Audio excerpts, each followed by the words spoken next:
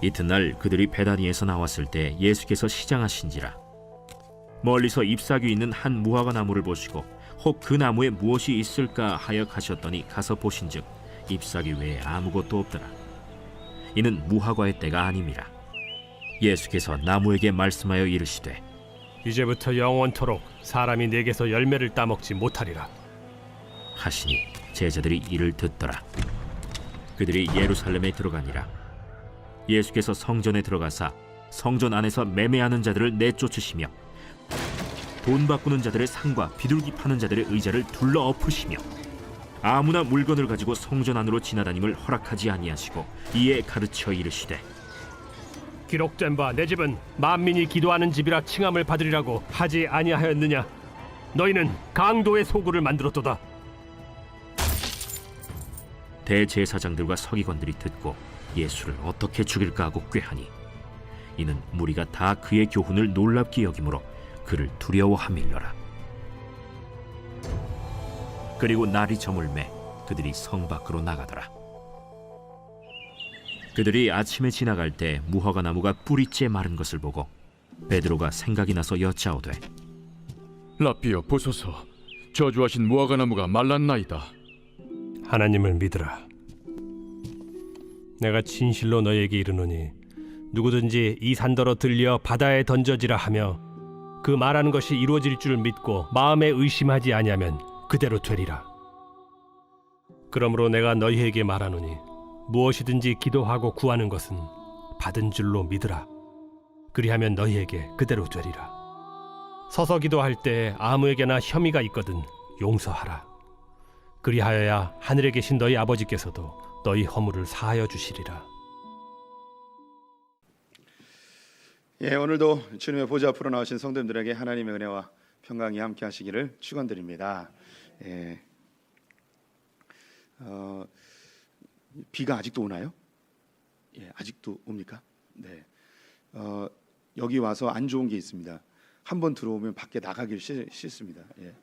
그래서 밖에 환경이 어떻게 되는지 도무지 잘 모를 때가 많이 있습니다. 그래서 비가 오는지 날이 뜨거운지 그 사무실은 온도를 맞춰놓고 이렇게 공조기를 계속 돌리다 보니까 밖의 날씨를 잘 가늠을 못하는 그런 것도 있고요. 또 한 가지는 하객동에 있을 때는 뭘 먹으러 갈 때 걸어서 먹으러 가거든요. 그런데 여기 있으면 어딜 걸어 나가길 싫어요. 그래서 점점 모든 사역자들이 지금 살이 찌고 있어요. 그래서 그리고 계단을 처음에는 우리 계단을 이용해서 살을 빼봅시다. 다들 결단을 했어요. 그런데 한 달 하더니 그 다음부터는 그냥 엘리베이터 계속 타고 있어요. 그래서 저는 안 그래도 살이 찌고 있는데 다리는 얇아지고 배는 더 두꺼워지는 지금 총체적 난국에 휩싸여 있습니다. 네. 그래서 우리 교육자들이 헬스장을 다니는 사람이 한 명이었다가 이제 2명으로 늘어났고요. 그리고 계속 전도하고 있어요. 헬스장 다니자고. 그래서 밖에 아직도 비가 오는군요. 그래도 조금 약간은 날씨가 선선해져서 좀 살맛이 나는 듯합니다. 이번 주 정말 더웠던 것 같습니다. 그런데 우리 성도님들, 제가 기쁜 소식 하나 알려드릴게요. 올해가 앞으로 다가올 여름 중에 가장 시원한 여름이라고 합니다. 예. 앞으로는 뭐 더 더워질 거라고 이야기하는데 그렇답니다. 그래도 우리의 하나님을 향한 열정은 식지도 아니하고 또 비가 와도 비를 뚫고 나오는 그런 믿음입니다. 오늘 마가복음 11장 말씀 같이 나눠보도록 하지요. 예수님께서 이제 예루살렘으로 올라가시는 마지막 일주일의 시간을 보내십니다. 그 첫 번째로 종려주일이라고 하는 주일날 여리고에서부터 예루살렘까지 올라가게 됩니다. 사람들은 수만 명이 예수님을 쫓고 있었고요. 제자들은 굉장히 흥분한 상태입니다. 예수님께서 예루살렘에 올라가면 이제 로마를 물리치고 이스라엘의 왕이 되어서 이 이스라엘의 영광을 회복할 것이라는 그런 기대감을 잔뜩 가지고 예수님의 뒤를 쫓고 있습니다. 예수님이 두 제자에게 마을로 가서 나귀 새끼 하나를 데리고 와라. 그러면 왜 가져가냐 그러면 주께서 쓰신다라 하면 줄 것이다 이야기했습니다. 여기서 이 주는 황제, 임금을 의미합니다. 그래서 임금님이 쓰신다고 합니다. 했더니 임금이 쓰신다 하니까 그냥 막 주는 거죠. 제자들이 굉장히 흥분한 상태이고, 그리고 백성들은 자기의 겉옷을 깔아서 예수님이 오시는 길을 다 환영하며 종려나무 가지를 들고 이제 찬송할 준비를 하고 있습니다. 예수님이 멋진 모습으로 짜자잔 나타날 거로 생각했지만 그 모습이 너무나 충격적이었습니다. 어린 나귀 새끼 한 마리를 타고 예수님이 오시는 것이죠. 그들은 하얀 백마에 아주 멋들어진 승리자, 장군의 모습을 기대했겠지만 어찌 보면 어린아이 말 바퀴 달린 그 말 인형 있지 않습니까? 그걸 마치 탄 듯이 임금이 등장하니까 그들은 굉장히 당황하였겠지만, 그래도 예수님이 지금까지 행했던 놀라운 이적들을 기반으로 해서 그분에 대하여 소리칩니다. 호산나 호산나, 주의 이름으로 오시는 이여. 우리 지난주에 이 주의 이름으로 오시는 이여가 얼마나 중요한 의미인지 말씀을 드렸습니다. 구약에서 주의 이름으로 불렸던 것, 다른 말로 여호와의 이름으로 불렸던 것은 법궤였습니다. 성전과 성막은 바로 이 법궤를 보관하는 곳이었습니다. 모세가 지었던 성막에 하나님의 영광이 임하였고, 솔로몬이 지었던 성전에 하나님의 영광이 임했습니다. 하지만 스룹바벨이 지은 성전에는 하나님의 영광이 임하지 않았습니다. 솔로몬의 성전과 스룹바벨의 성전의 차이점은 무엇이었냐면 그 크기에 있지 아니하고, 솔로몬 성전에는 법궤가 있었고 스룹바벨 성전에는 법궤가 없었습니다. 그들은 이 법궤가 없는 이 성전에 영광이 임하지 않는 것을 보고서 이스라엘이 회복되지 못하고 바벨론과 헬라와 로마에 의해서 반복적으로 정복당하는 이 이스라엘의 모습을 보며, 이 이스라엘이 회복되기 위해서는 이 성전에 하나님의 영광이 다시 임해야만 이 이스라엘이 회복되어질 텐데, 하나님의 영광이 언제 임하는가? 바로 하나님의 이름으로 불려지는, 여호와의 이름으로 불려지는 이 법궤가 다시 들어올 때 하나님의 영광이 임할 것을 기다리고 있었습니다. 그래서 그들은 열망하는 것이 여호와의 이름으로 오시는 분을 열망합니다. 이제 아카시아 나무로 만들어진 법궤가 아니라 이 법궤가 실제 육신이 되어서, 즉 말씀이 육신이 되어서 오시는 그분을 갈망하고 있었던 것이죠. 그래서 이 예수님이 예루살렘에 들어올 때에 그들은 이스라엘의 영광이 회복될 것, 하나님의 영광이 성전에 임할 것을 간절히 소망하며 기대하며 소리치고 있었던 것입니다. 주의 이름으로 오시는 이여, 이제 드디어 성전에 하나님의 살아계신 말씀이 임하시는군요. 이제 이 성전에, 솔로몬의 성전에 임하였던 그 하나님의 영광이 이제 이 새로새 성전에도 임하시는군요. 하나님의 영광이 임하게 되어지면 다윗의 왕조가 다시 일어나 이전에 그 놀라운 성전의 영광, 이스라엘의 영광을 회복하겠군요. 그런 기대감을 잔뜩 가지고 소리치며 외칩니다. 호산나 호산나, 주의 이름으로 오시는 이여. 제가 지난주에 이렇게 노래하지 않았다고 말씀드렸습니다. 정말 그 콘서트장에서 수만 명이 소리 지르는 그 소리를 성도님들은 생각하셔야 됩니다. 지금 그 상암 월드컵 경기장에서 잼버리 폐막식을 한다고 하는데 4만 5천 명이 모여 있다고 합니다. 예수님을 따르던 숫자가 수만 명인데 몇만 명인지 정확히는 알 수 없지만 하여간 10,000명 이상의 사람들이 호산나 호산나 주의 이름으로 오시니요, 이 소리를 우리 성도님들 상상해 보십시오. 좀 상상 좀 해보세요. 그런 동태놀관으로 보지 마시고 상상 좀 해보세요. 10,000명이 소리치는 소리를. 제가 목소리가 지금 심히 상태가 안 좋아서 그 소리를 흉내를 내지 못하겠지만, 와우! 호산나 호산나 이름으로 오시면 야우! 이렇게 했을 거라고요. 이게 목도 안 좋은데 이걸 꼭 해야 합니까? 우리 성도님들의 상상력을 자극하기 위해서 주의 이름으로 오시라요! 이렇게 막 소리를 질렀을 거예요. 그런데 예수님이 성전에 들어가서 한 바퀴 삥 돌더니 한마디 하십니다. 야, 다 봤으니까 가자. 이렇게 갔습니다. 이게 다예요. 다 봤으니까 가자. 제자들도, 사람들도 완전히 뒤통수를 만지는 거죠. 예수님이 성전에 들어오면 하나님의 영광이 임하고 로마를 뒤집어 엎어버리고 다윗의 왕조를 회복할 걸 기대하면서 와우! 하면서 막 소리 지르면서 주의 이름으로 오시니여, 그 함성을 질렀는데 예수님이 성전에 들어오시더니 한 바퀴 삥 돌더니 집에 가재요. 얼마나 허탈합니까? 예수님이 왜 그렇게 기대감이 잔뜩 고조되어진 이 회중들 앞에서 왜 예수님은 아무것도 안 하고 야 집에 가자, 왜 이렇게 이야기하셨을까요? 그들이 생각하던 영광과 예수님이 정말 주고 싶어하는 영광이 전혀 달랐기 때문입니다. 이스라엘 백성들이 꿈꿨던 예수님과 실제 예수님의 모습이 완전히 달랐던 것이죠. 그래서 지난 시간에 우리 성도님들이 찬송하는 예수는 어떤 예수이십니까? 라고 여쭤보았습니다. 오늘도 우리 성도님들이 주의 이름 송축하리 주의 이름 송축하리 찬양을 열심히 불렀습니다.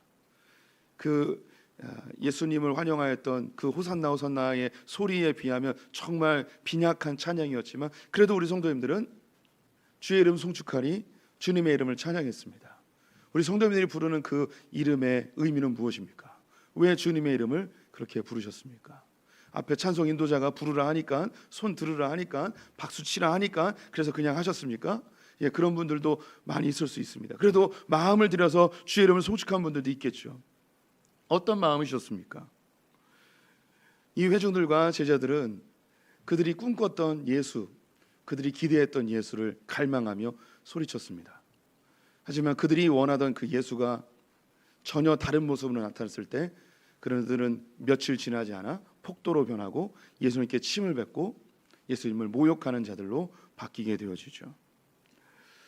우리 성도님들이 하나님께서 우리 성도들이 원하는 길이 아닌 다른 길로 인도하였을 때 그때도 찬송할 수 있으시겠습니까? 그때도 주님의 이름을 높이시겠습니까? 내 삶에 고난이나 시련이 찾아올 때도 그때도 우리 성도님들은 환난 중에 기뻐하며 주의 이름을 높일 수 있겠습니까? 내가 원하는 길이 아닌 전혀 다른 길로 나를 인도할 때 그때도 우리 성도님들은 주의 이름을 찬송할 수 있겠습니까? 우리의 인생 가운데 반드시 한 번 이상 우리가 기대하던 예수가 아닌 전혀 낯선 예수를 만날 때가 있습니다. 우리 성도님들 인생 가운데 반드시 모든 크리스찬이라면 반드시 1회 이상 전혀 낯선 하나님 때문에 우리 매우 당황하게 됩니다. 뭔가 큰 일을 이룰 것처럼, 뭔가 하나님께서 큰 은혜를 주실 것처럼 분위기는 다 잡아놓고서 야 이제 집에 가자, 아무것도 안 일으키시고 그냥 집에 들어가시는 그런 예수를 만나야 될 때가 있습니다. 제자들은 예수님과 함께 베다니로 내려가 하룻밤을 유하고 그 다음 날 다시 예루살렘으로 올라가게 됩니다. 이때는 수만 명의 사람들이 뒤를 따르지 않습니다. 예수님이 움직인다는 소식을 듣고 몇몇은 좀 쫓았겠죠. 하지만 어제만큼의 그런 인구는 아니었습니다. 하지만 제자들은 여전히 예수님의 뒤를 쫓으며 예루살렘으로 올라갑니다. 올라가던 길에 무화과 나무 하나를 발견합니다. 예수님이 시장하셨습니다. 아침 일찍 나와서 아침밥도 못 먹고 예루살렘으로 올라간 거죠. 베다니에서 잠을 잔다면 잠잘 곳은 한 군데밖에 없습니다. 그곳은 바로 나사로의 집입니다. 우리 마르다와 마리아 있죠. 그 자매들의 집에서 주로 예수님과 제자들이 유하였습니다. 근데 이 나사로의 집이 워낙에 가난하다 보니까 어쩌면 너무 이른 시간이었는지 아무것도 먹지 못하고 예루살렘으로 올라오던 길에 무화과 나무를 발견했어요. 그런데 이 시장하셨던 예수님이 무화과 나무에게 가까이 가서 열매를 기대했지만 아무 열매가 없는 거예요. 그러자 예수님께서 이 나무를 저주합니다. 너는 영원토록 사람들이 너로부터 열매를 얻지 못할 것이다. 너무 황당하죠. 근데 왜 황당하냐? 아직 열매가 맺혀지는 때가 아니었어요. 근데 열매가 맺혀지는 때도 아닌데 열매를 구하는 이 예수님이 열매가 없자 저주해 버리죠. 예수님이 너무 이렇게 과격하신 거 아닌가라는 생각이 듭니다. 우리 성도님들 배고프면 화나는 분들 있죠. 저 그래요. 저는 배가 고프면 화가 나요. 그래서 굉장히 예민해지고 막 그렇습니다. 저희 아내가 그 일을 하는데 일하지 않고 집구석에만 있는 적이 있었어요. 제가 그 미국에서 유학할 때 집구석에서만 있었거든요. 그럼 저는 공부하고 그리고 아르바이트로 페인트를 칠하고 정말 허기진배를 붙잡고 정말 자식 새끼들 먹여 살리려고 페인트를 열심히 칠하고 집에 딱 왔는데 마누라가 아무것도 준비를 안 해놨을 때 정말 집을 다 뒤집어 엎어버리고 싶은 그런 분노가 치밀어 오르죠. 여기 계신 남자분들은 다 온유하고 겸손해서 전혀 그러지 않은 것 같아요. 전혀 공감하지 않는 우리 남성분들 존경스럽습니다.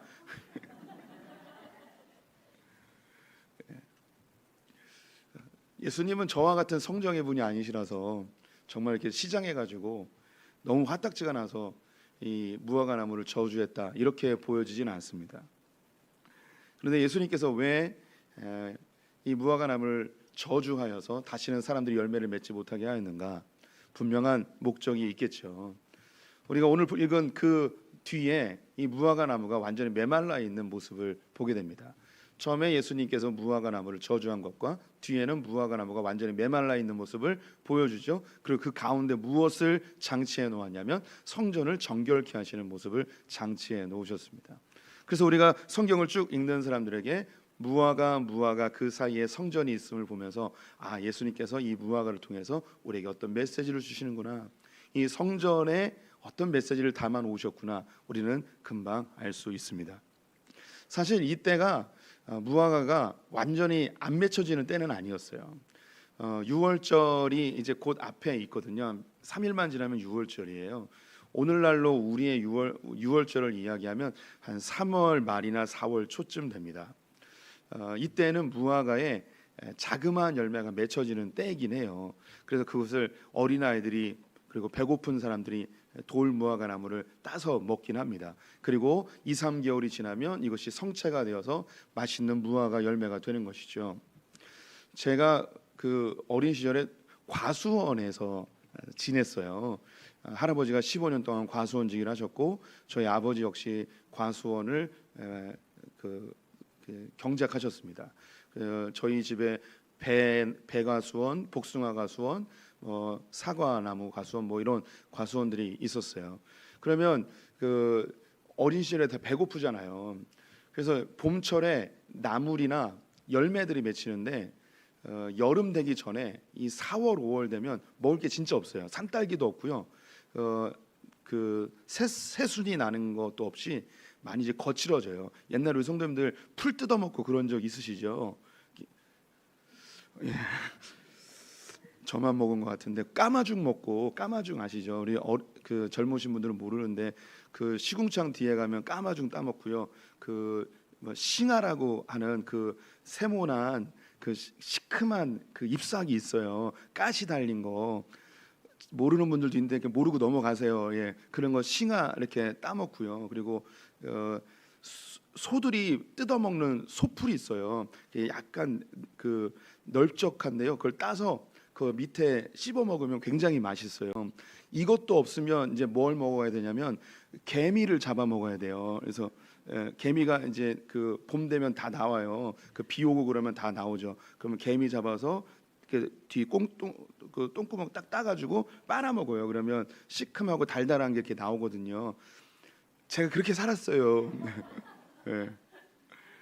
예. 그런데 이렇게 이제 먹을 게 없는 그 과일이 나오기 전에 그 시기에 배가 고프면 뭘 하냐면 할아버지가 돌보고 있는 과수원에 몰래 들어가서 이제 열매가 맺혀지는 그 사과나 이런 걸 따 먹어요. 그럼 뒤지게 혼나요. 왜냐하면 지금 먹으면 안 되거든요. 이게 커져야지 되는데 그걸 따 먹으면 수확에 지장이 있기 때문에 못 따 먹게 혼을 냅니다. 그런 거죠. 제가 인도에 있을 때 제가 있었던 곳이 인도의 정 가운데요. 나푸르라는 곳인데 이곳이 망고로 유명해요. 근데 그곳에서의 모습이 제가 어릴 때 모습하고 많이 유사했었는데 그 4, 5월 달에 먹을 게 정말 없으니까 이 아이들이 망고 나무에서 망고를 따 먹어요. 근데 망고가 7월쯤 돼야지 노란색 망고가 돼서 아주 맛있거든요. 그런데 4월 달에 아직 익지도 않았던 아주 그냥 딱딱하고 아주 시큼한 그 망고를 따서 먹어요. 이제 배가 고프니까 따 먹는 거죠. 그 우리 성도님들 그거 아셔야 되는데 망고는요 온나무예요, 온나무. 그래서 망고를 잘못 먹으면 옷이 올라요. 그리고 망고 알러지는 사람은 기도가 부풀어 올라서 죽기도 해요. 그래서 그 망고를 먹을 때 반드시 그 위에 꼬다리가 있는데 대부분 수입되는 건 꼬다리가 떨어져서 오거든요. 가끔 꼬다리가 붙어서 오는 게 있는데 그걸 손으로 만지거나 입에다 대면은 입에 막 퉁퉁 이렇게 붙습니다. 그래서 그 뭐 상식으로 알아두시라는 설교 말씀보다 이런 걸 더 주의 깊게 눈이 반짝거리면서 들으시는 성도님들 실망이에요. 예수님께서 이 무화과 나무에 갔을 때 아예 열매가 아예 없는 그런 시절은 아니었어요. 그냥 자그마한 이제 그 열매 맺혀서 조그만 이 무화과 열매를 먹을 수 있는 그런 시절이었습니다. 근데 이 나무는 아예 무화과 열매가 없어서 하는 예수님께서 저주를 하십니다. 그리고 성전으로 들어가셔서 성전에 있는 장사꾼들, 그리고 돈 바꾸는 사람들, 비둘기 파는 사람들, 이 사람들을 다 뒤집어 엎고 다 쫓아내 버리십니다. 그리고 하시는 이 얘기가 17절 말씀 우리 같이 읽어봤으면 좋겠습니다. 17절 같이 읽습니다.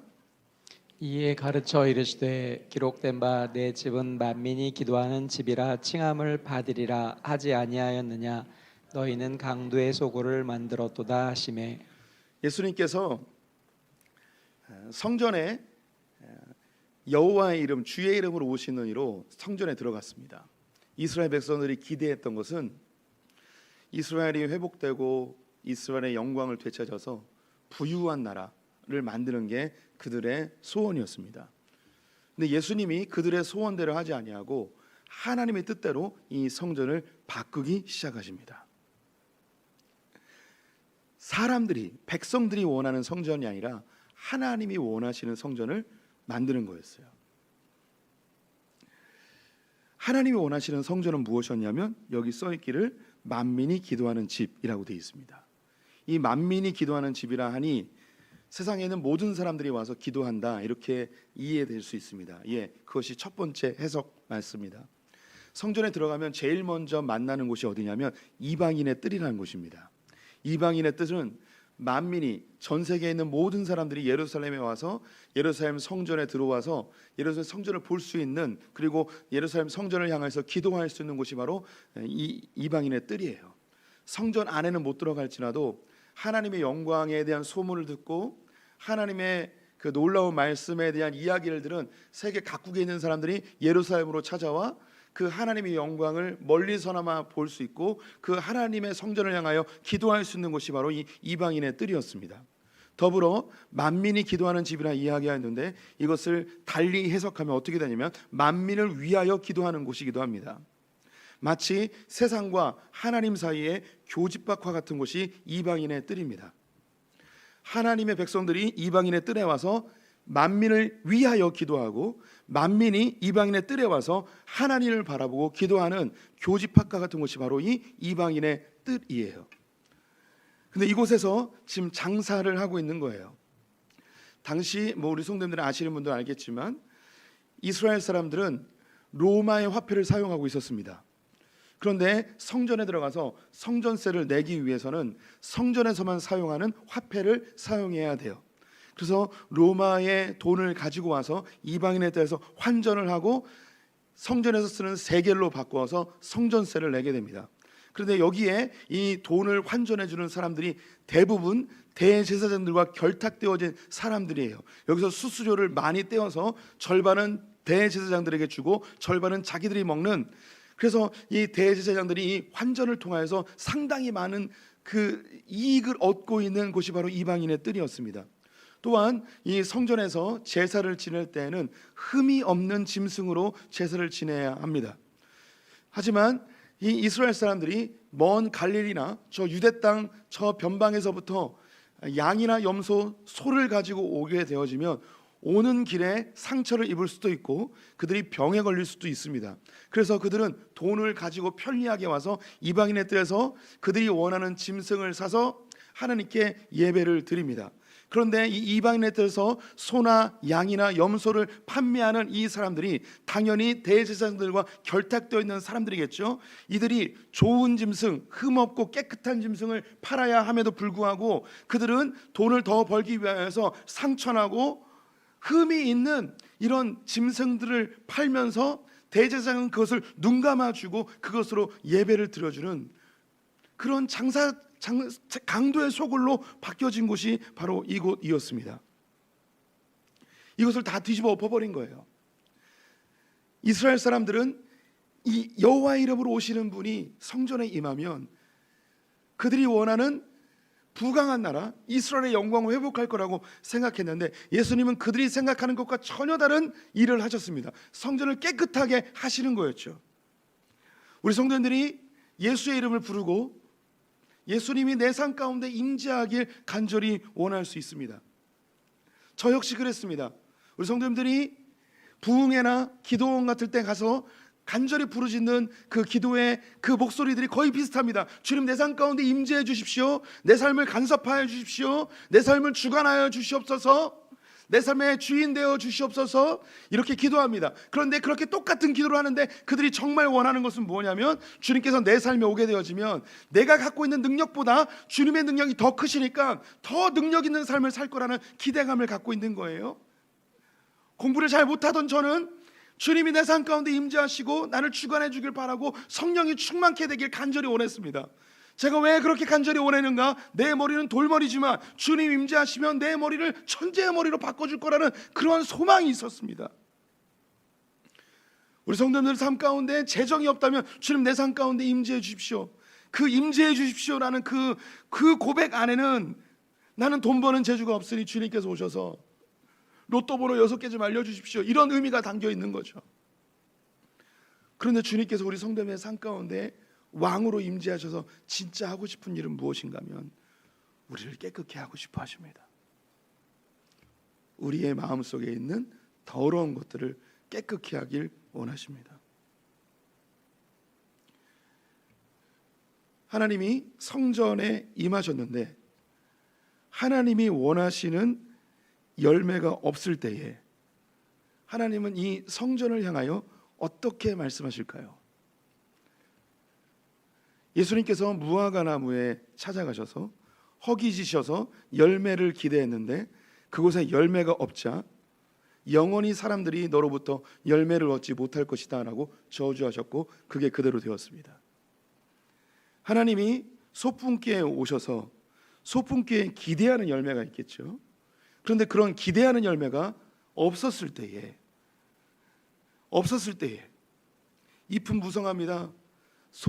찬송 소리는 크고 많은 사람이 모이고 사람들에게 칭찬받는 그런 사역들도 하고 좋은 소문도 나고, 그래서 하나님께서 야, 소풍교회 와, 저 잎사귀를 보니까 너무 멋있다.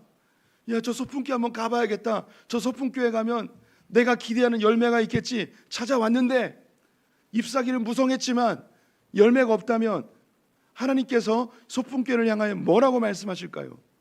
이제 다시는 사람들이 너로 인하여 열매를 얻지 못할 것이다. 뿌리부터 말라버리게 하실 것입니다. 우리 성도님들이 장로이고 권사이고 집사이고 교회를 수십 년 다니고 어떤 훈련도 마치고 상당히 성경에 대한 지식도 많이 있어요. 사람들이 다 칭찬합니다. 집사님, 권사님, 장로님 너무 훌륭하세요. 어떻게 이런 사역을 하셨어요? 어떻게 이렇게 믿음이 좋으세요? 어쩜 이렇게 섬김을 잘하세요? 어쩜 이렇게 멋지세요? 여러 가지 칭찬의 말을 해요. 그래서 하나님이 보시기에 야, 아름다운 잎사귀들이 많구나. 저 소풍께 김아무개 권사, 박아무개 집사 너무너무 멋있구나. 그래서 찾아오십니다. 찾아오셔서 주님이 기대하시는 열매가 있겠죠. 근데 그 기대하는 열매가 없었을 때 주님이 그 집사님, 권사님, 장로님에게 뭐라고 말할까요? 내가 너에게 기대하는 열매가 있었는데 너는 잎사귀가 무성하지만 그 열매가 없구나. 내가 너를 뿌리부터 마르게 하리라. 갑자기 겁이 잔뜩 질린 눈빛들이십니다. 궁금해지죠. 도대체 그럼 무슨 열매를 맺어야 하는 것인가? 주님이 우리에게 기대하시는 열매가 무엇인가 궁금해집니다. 예수님께서 제자들과 함께 날이 저물어 다시 베다니로 가셨습니다. 그리고 그 다음날 또 예루살렘으로 올라오십니다. 올라오는 길에 베드로가 보니 어제 저주하였던 그 무화과 나무가 뿌리부터 다 말라 버렸습니다. 그래서 예수님에게 이야기합니다. 예수님, 어제 저주하였던 이 나무가 뿌리부터 다 말랐습니다.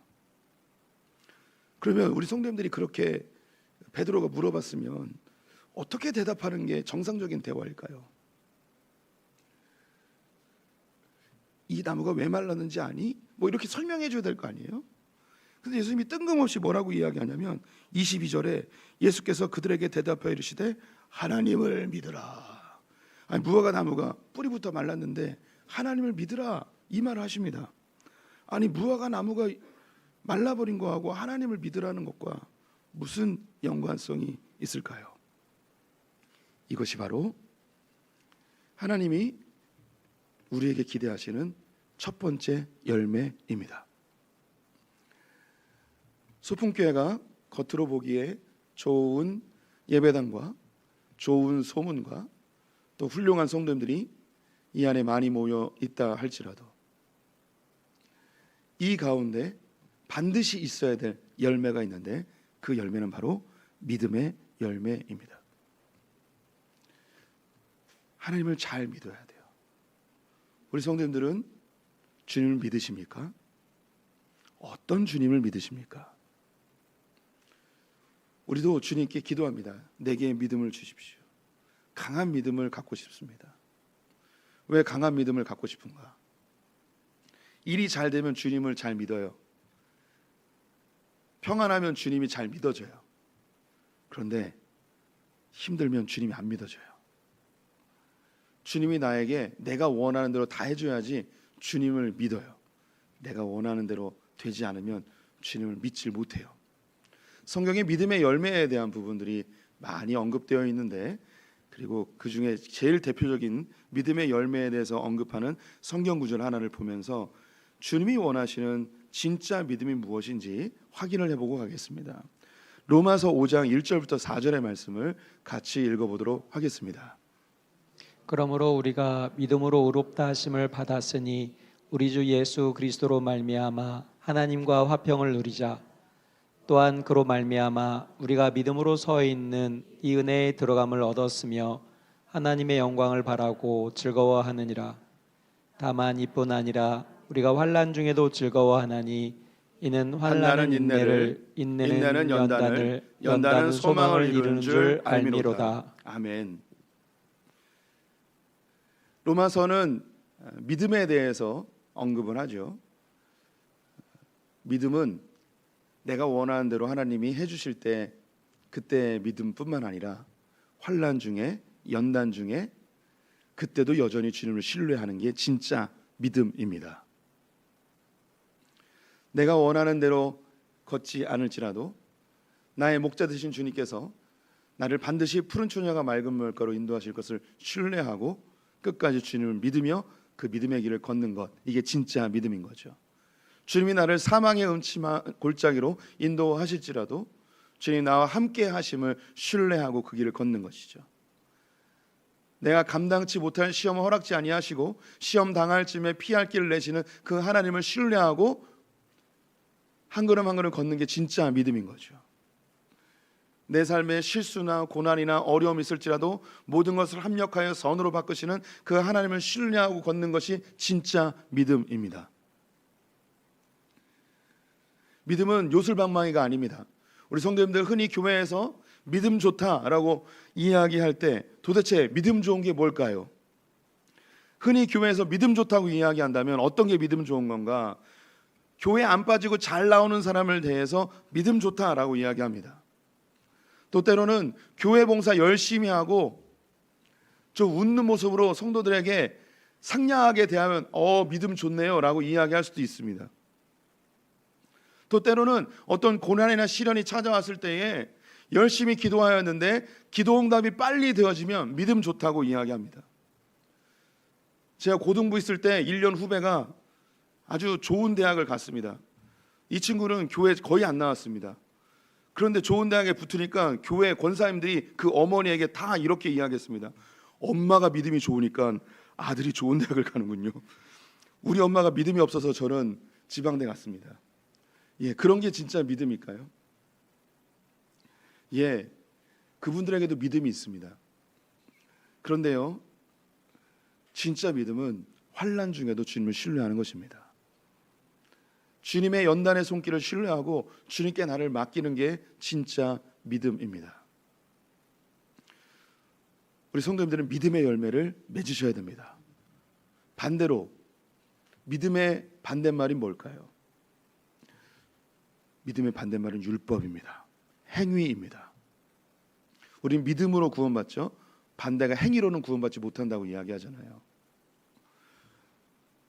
우리가 하나님을 신뢰하고 내가 원하는 길이 아닐지라도 주님이 나를 반드시 푸른 천장과 맑은 물가로 인도하실 것을 기대하며 환난 가운데도 고난 가운데도 이걸 연단으로 알고 소망 중에 주님을 바라보고 걷는 거죠.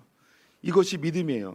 그런데 여기서 율법으로 바뀌어 버리면, 행위로 바뀌어 버리면 어떻게 되냐면, 하나님께 이 환난을 빨리 이겨내기 위해서 내가 뭘 잘못했는지, 어떤 열심이 부족했는지, 어떤 봉사가 부족했는지 내 행위를 기반으로 주님을 다시 조정하려고 합니다. 종교적인 모습으로 주님을 조정하려 하죠. 이게 필요 없다는 게 아니에요. 내 행위로, 내 열심으로, 내 종교적인 모습으로 하나님을 조정할 수 있다고 생각하는 이것이 믿음이 아닌 거예요. 우리가 당연히 고난 중에 시련 가운데 하나님께 기도하고 주님을 찾아야겠죠. 내가 원하는 바를 주님께 아뢰야겠죠. 근데 그 가운데 반드시 고백되어야 될 것이 있는 게 무엇이냐? 그리 아니하실지라도 저는 주님을 신뢰합니다. 주님, 나는 하나님께서 내 삶을 이렇게 인도하셨으면 좋겠습니다. 이 어려움을 이렇게 빨리 해결해 주셨으면 좋겠습니다. 내 자녀들 가운데, 내 배우자 가운데 이런 시련이 있는데 이것이 하나님 빨리 해결되었으면 좋겠습니다. 하지만 그리 아니하실지라도 저는 주님을 신뢰하고 주님께서 우리에게 가장 좋은 길로 인도하실 것을 믿습니다. 이게 믿음의 열매인 것입니다. 이스라엘 백성들은 성전에서 열심히 제사를 지내고 율법을 614가지로 규정하여 열심히 지키면 이스라엘이 회복될 거라고 생각했습니다. 하나님을 조정하고 하나님을 이용해서 그들이 원하는 바를 이뤄내려고 했던 것이죠. 그래서 하나님이 보내신 예수를 인정하지 못하고 예수를 죽이게 됩니다. 이 믿음은 자연스럽게 기도로 연결됩니다. 그래서 23절과 24절 말씀 같이 읽어보도록 하겠습니다. 내가 진실로 너에게 이르노니 누구든지 이 산더러 들리어 바다에 던져지라 하며 그 말하는 것이 이루어질 줄 믿고 마음에 의심하지 아니하면 그대로 되리라. 그러므로 내가 너희에게 말하노니 무엇이든지 기도하고 구하는 것은 받은 줄로 믿으라. 그리하면 너희에게 그대로 되리라. 아멘. 우리가 기도하면 산을 옮기는 기적이 일어난다고 이런 이야기를 자주 들었습니다. 그래서 주님께 소나무 뿔이라도 뽑는 심정으로 그렇게 간절히 기도하라고 그런 교육을 받았죠. 네, 그렇게 기도하신 것 우리에게 좋은 추억이고 또 우리의 신앙을 성숙하는 좋은 도구였습니다. 하지만 그렇게 소나무 뿌리를 뽑았을지라도 우리의 기도가 다 응답되지는 않았습니다. 우리는 두 번째로 어떤 열매를 맺어야 되냐면 기도의 열매를 맺어야 합니다. 이 기도의 열매가 무엇인가? 기도 응답을 받는 것이 기도의 열매가 아니라, 기도의 열매는 응답이 아니라 관계입니다. 관계. 기도를 통해서 하나님과 관계를 맺는 거예요. 예수님께서 겟세마네 동산에서 십자가를 앞에 두고 간절하게 기도하시죠. 그때에 베드로, 야고보, 요한에게 부탁을 하나 합니다.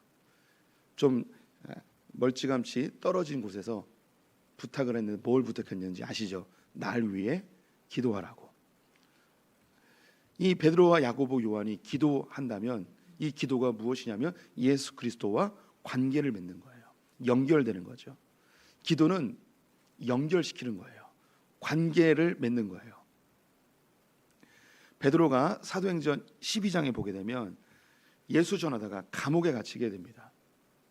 그때에 교회의 성도들이 마가의 다락방에 모여서 함께 기도합니다. 그러자 천사가 와서 옥문이 열리게 되고 이 베드로가 자기가 풀려난 것을 보고 어디로 달려가는가? 성도들이 모여서 기도하는 곳으로 달려갑니다. 이때 문을 두드리죠.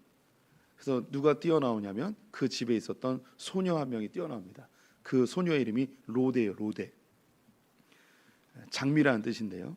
이 로데에서 롯데가 나왔습니다.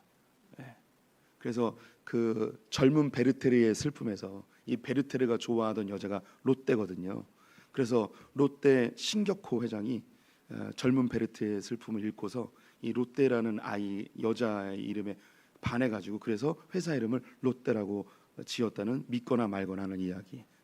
성경에 그 로데라는 여자가 나와요. 베드로가 왜 그곳으로 달려갔을까요? 관계성이에요. 기도는 관계를 만들어요. 우리 성도님들이 누군가를 위해서 기도한다면 깊은 관계성으로 들어갑니다. 기도하면 사랑하게 돼요. 기도하면 관심 갖게 되고요. 우리 교회 지금 중보기도팀이 아주 활발하게 일어나고 있습니다. 제가 소풍교회 처음 개척할 때 제일 신중하게 그리고 가장 심혈을 기울여서 했던 사역이 중보기도 사역이었어요. 처음에 개척했던 분들이 다 기억을 하실 겁니다. 참 감사한 게 교회가 이전하면서 제일 활발하게 일어나고 있는 부서 중에 한 가지가 지금 중보기도가 활발하게 일어나고 있어서 너무 감사합니다. 이 중보기도 팀들이 이렇게 그 기도의 응답을 받으면서 그 하나님이 역사하시는 걸 경험하면서 뭘 요구했냐면 담임 목사의 기도 제목이 뭐냐고 저에게 이렇게 요청이 들어왔어요. 안 알려주려고요. 예, 농담이고요. 알려줄 거예요. 그게 뭐냐면 관계성이 생기는 거죠. 담임 목사를 위해서 기도하면 담임 목사와 관계성이 형성되는 거예요. 기도는요, 응답받는 게 열매가 아니고요, 하나님과 관계를 맺는 것이 열매예요. 교회는 반드시 기도하는 곳이 되어야 합니다. 그것이 단순히 원하는 것, 간구로 치우쳐도 관계없습니다. 좀 깊은 기도로 하나님과 교제하는 친밀한 기도, 더욱 좋습니다. 어찌되었던 이 교회는 만민이 기도하는 교회여야 하고 만민을 위하여서 기도하는 곳이 되어야 합니다. 우리 성도님들 한 분 한 분이 성전인 것을 다 아시죠? 고린도전서 3장에 너희가 하나님이 거하시는 성전이라고 이야기하였습니다. 우리가 다 성전이에요. 그럼 우리 성도님들 안에 어떤 열매가 있어야겠습니까? 기도의 열매가 반드시 있어야 되는 거예요. 이 기도는 만민을 위한 기도여야 하고 만민이 기도하는 기도여야 합니다. 우리 성도님들은 나 자신을 위해서뿐만 아니라 모든 것을 위해서 기도할 수 있는 기도의 열매들을 맺으셔야 합니다. 우리의 관심사항이 모든 세계를 다 품을 수 없을지라도 그래도 기도의 지경이 넓어져야 되는 거예요.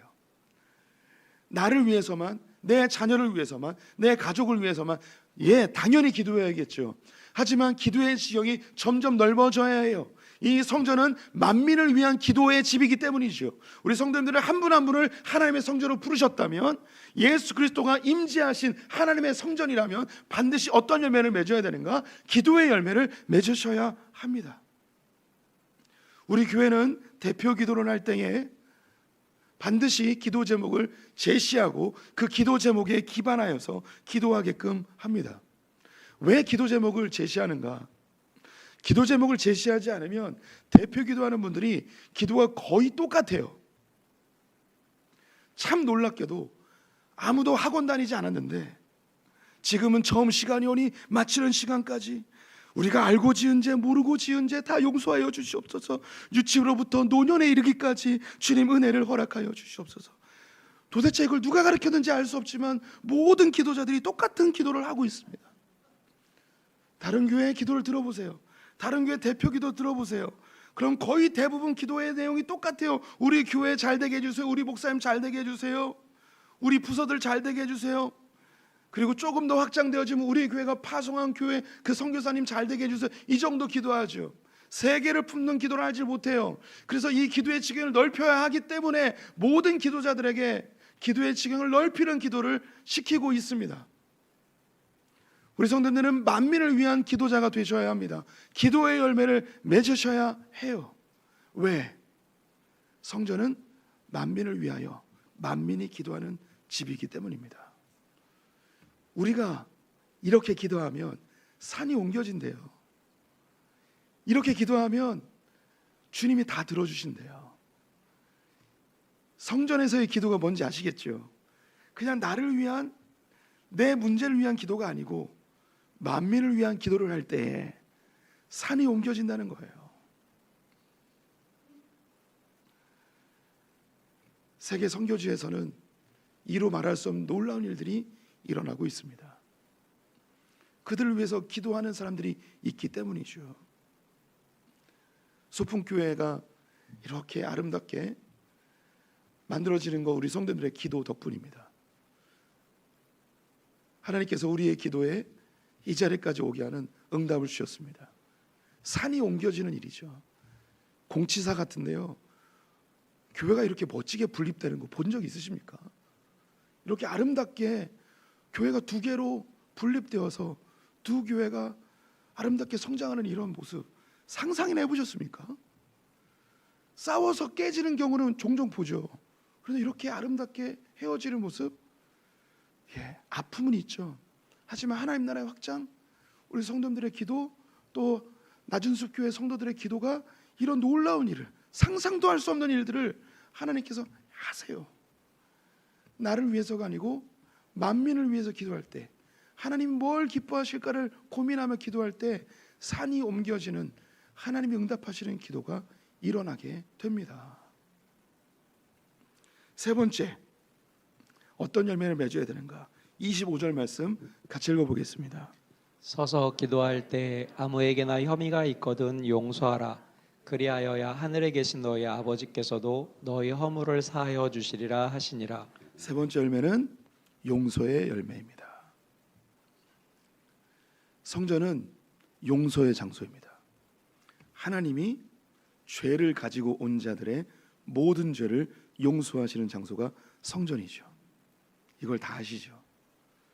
성전에서 용서받은 자들은 빚진 자의 마음을 가지고 자기의 삶의 현장으로 돌아가 나에게 빚진 자를 또 용서해 주는 것이 바로 용서의 열매입니다. 1만 달란트 빚진 자가 100데나리온 빚진 자를 용서하지 못할 때에 그가 다시 잡혀가는 모습을 우리는 예수님의 설교의 말씀으로 잘 알고 있습니다. 이 성전은 우리가 감당할 수 없는 이 죄의 문제를 예수 그리스도의 십자가로 정결케 되어진 용서받은 현장입니다. 그렇다면 이곳에서 우리는 빚진 자의 마음으로 누군가가 나에게 행한 그 상처의 말, 나의 마음을 아프게 한 눈빛, 그런 행동들, 혹은 이 교회 울타리 밖에서의 관계 속에서 일어난 많은 아픔들을 용서할 수 있는 용서의 열매를 성도들이 맺어야 합니다. 이건 깊은 연관성이 있습니다. 하나님을 신뢰하는 자들은 그 신뢰를 기반으로 기도하게 되고, 주님과 깊은 교제 속에 있는 자들은 다른 사람을 용서할 수 있는 빚진 자의 마음이 생깁니다. 그리고 또 역으로도 되어집니다. 사람과의 관계가 매우 안 좋으면 그 사람을 위해서 기도를 못합니다. 기도를 못하면 믿음이 줄어들기 시작합니다. 반대로 사람과의 관계가 화평케 되어지면 화평의 마음을 가지고 하나님께 기도하러 나아가고, 기도가 깊어지면서 믿음이 더 깊어지는, 이게 연쇄작용으로 일어나요. 예수님께서 성전을 정화시키며 성전에서 기대하는 바 세 가지를 우리에게 보여주셨습니다. 우리 모든 성도들이 하나님의 성전인 것을 다 믿고 있다면 주님 우리에게 믿음의 열매를 기대하시고 기도의 열매, 그리고 용서의 열매를 기대하십니다. 겉으로는 봉사도 열심히 하고 주일도 잘 섬기고 하나님을 위해서 찬송도 열심히 하는 이파리가 무성한 그런 아름다운 무화과 나무인데, 주님이 직접 찾아와서 열매를 이가 있는지 없는지 살펴보았더니 아무 열매도 없을 때 이 무화과 나무는 뿌리부터 말라버리는 저주를 받게 되죠. 조금은 두렵고 떨림으로 이 본문을 성도님들이 대하실 필요가 있습니다. 이 가운데 우리 성도님들은 수십 년 동안 신앙생활하고 교회 내외적으로 다 인정받는 분들일 수 있습니다. 그런데 내 삶 가운데 믿음의 열매, 기도의 열매, 용서의 열매가 있는가? 자기의 삶을 다시금 돌아보시면서 하나님께 아름다운 열매로 영광 돌리는 소풍의 성도들 되셨으면 좋겠습니다.